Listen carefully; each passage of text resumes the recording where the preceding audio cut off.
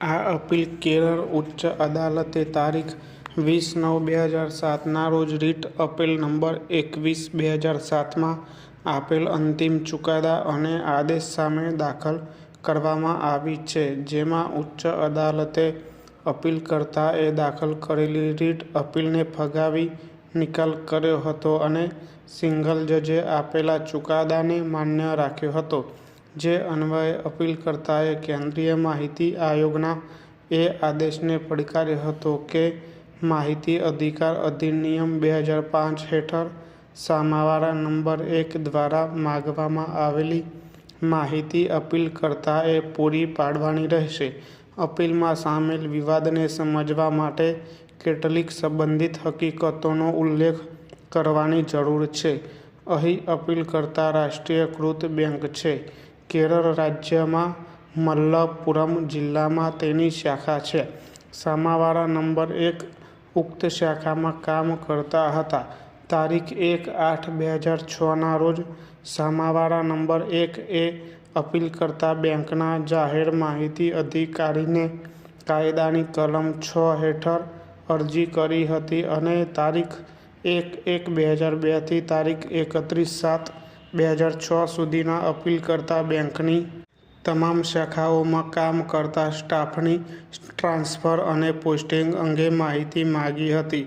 બેંકના સ્ટાફની વ્યક્તિગત કર્મચારીઓના ટ્રાન્સફરના વિવિધ પાસાઓ સાથે સંબંધિત 15 માપદંડો પર માહિતી માંગવામાં આવી હતી. આ માહિતી વ્યક્તિગત કર્મચારીઓની વિગતોના સંબંધમાં હતી, જેમ કે તેમની જોડાવાની તારીખ, હોદ્દો, મેળવેલ બઢતીની વિગતો, કર્મચારી કઈ શાખામાં નિયુક્ત કરવામાં આવે છે તેમાં જોડાવાની તારીખ, બદલી હુકમ જારી કરનારા અધિકારીઓ વગેરે માહિતી માંગવામાં આવેલ હતી. તારીખ 29/8/2006ના રોજ બેંકના જાહેર માહિતી અધિકારીએ સામાવાળા નંબર 1 દ્વારા માંગવામાં આવેલી વિગતો પ્રદાન કરવામાં અસમર્થતા દર્શાવી હતી, કારણ કે તેમના મતે માંગવામાં આવેલી માહિતી કાયદાની કલમ 8(1) હેઠળ જાહેર થવાથી અસુરક્ષિત હતી અને તેનો કોઈ જાહેર હિત અથવા પ્રવૃત્તિ સાથે કોઈ સંબંધ ન હતો. ફકરો: સામાવાળા નંબર 1 નાએ નારાજ થઈને મુખ્ય જાહેર માહિતી અધિકારી સમક્ષ અપીલ કરી હતી. મુખ્ય જાહેર માહિતી અધિકારીએ જાહેર માહિતી અધિકારી દ્વારા લેવામાં આવેલા નિર્ણય સાથે સંમત થતાં અપીલકર્તાની અપીલને તારીખ 30/9/2006ના આદેશ દ્વારા ફગાવી દીધી હતી.